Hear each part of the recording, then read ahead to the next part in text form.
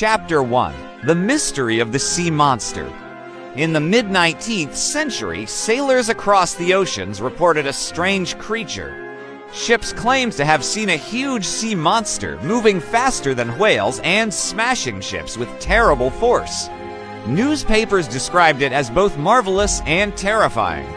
Public debate grew so intense that a voyage was launched to capture or kill the beast. Professor Pierre Aronnax, a French marine scientist, was invited to join the voyage.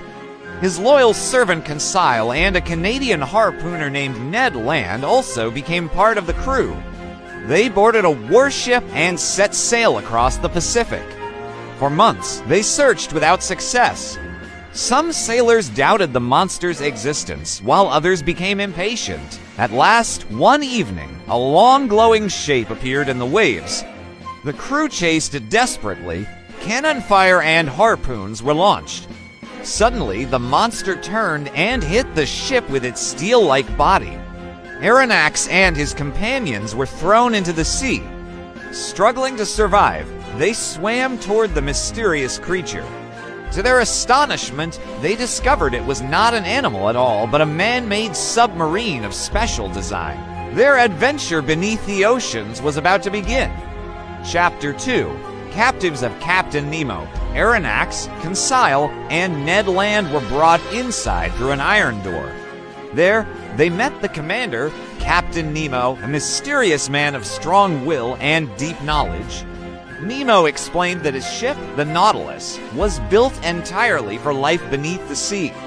Powered by electricity, it could travel very long distances without surfacing. Nemo welcomed them politely, but made it clear, once aboard, they could never return to land.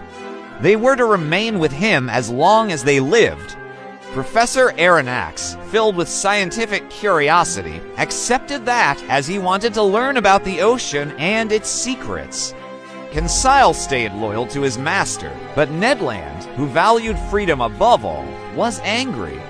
He began making a plan to escape from the Nautilus. Life on the Nautilus was astonishing. The ship looked like a floating palace underwater with a library, a museum, and big windows to see the deep ocean. Nemo showed them treasures gathered from the sea, pearls, gold, and ancient artifacts. He told them that he kept himself away from land. The sea, he insisted, was his only homeland. Thus, they began to feel half prisoners and half guests. They were kept on a journey that was full of wonders and dangers. Chapter 3: Wonders of the Deep. The days that followed showed Aronnax the wonders of the underwater world. He looked through the big windows and saw coral reefs glowing with color, fish of every shape, and shipwrecks resting silently on the ocean floor. Nemo invited his guests on diving voyages, providing them with special suits that allowed them to walk over the seabed. One such journey took them through an underwater forest of strange plants, where they hunted and collected samples. Another led them to the remains of a sunken city, where Nemo hinted at forgotten civilizations swallowed by the waves. Professor Aronnax recorded everything carefully, making use of the chance to study marine life in ways no scientist had ever done before. Conseil supported him, naming each creature accurately, but Ned Land grew impatient. Although he was excited at first, he missed freedom. To him, the beauty of the sea could not replace the freedom of land. Despite their differences, the companions agreed on one thing: Captain Nemo was both brilliant and mysterious. His mastery of science was clear, yet his silence about his past and motives filled them with curiosity and worry. The Nautilus kept moving deeper and deeper into the blue mystery of the ocean and far from any familiar shore. Chapter 4: Battles and Dangers. Life on the Nautilus was not without risk. Once, the submarine was attacked by a giant squid in a desperate struggle on deck. Nemo and his crew fought bravely with axes and harpoons. Ned Land, fearless as always, killed the monster. Only by great effort did they escape the danger. Another time, the submarine became trapped beneath thick ice at the South Pole. With oxygen running low, the crew worked hard to break a path to the surface. At the last moment, the Nautilus forced its way free, and the men breathed fresh air again.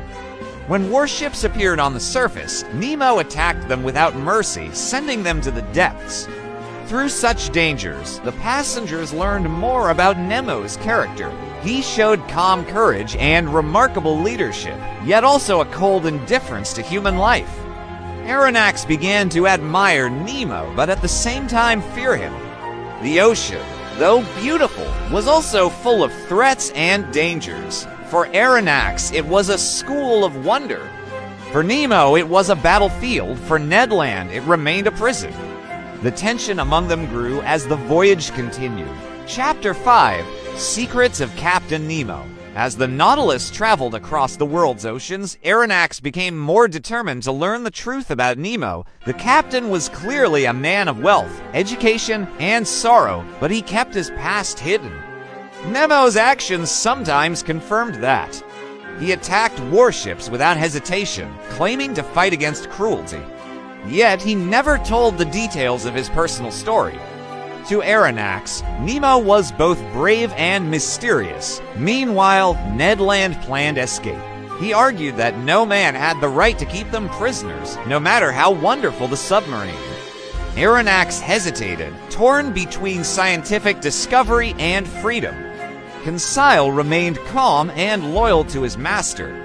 One evening, as Nemo guided the submarine through a graveyard of sunken ships, Aronnax realized the captain saw himself as part of the dead world beneath the waves. The mystery of Nemo deepened, but so did the companions' determination to find a way home. Chapter 6, Escape to Freedom. At last, after many months, the Nautilus neared the coasts of Europe. Ned Land saw this as a chance to escape. During a strong storm, the three companions secretly lowered a small boat into the sea. They drifted away because of the storm, yet driven by the hope of freedom. The night was long and dangerous. Waves crashed over them, and the wind threatened to damage their weak craft. But at dawn, exhausted and half-conscious, they reached the safety of a shore. For the first time in many months, they felt solid ground under their feet. Aronnax later wrote down their incredible adventures, the wonders of the sea, the dangers they had faced, and the strange brilliance of Captain Nemo. He never discovered the full truth about Nemo's past, nor what became of the Nautilus. Did it still explore the depths hidden from mankind, or had it crashed in the storm? The story closed not with final answers, but with a lesson. Human curiosity and knowledge are powerful and can achieve wonders. Yet, ambition mixed with sorrow may lead to isolation. The ocean remains vast and mysterious, holding secrets beyond our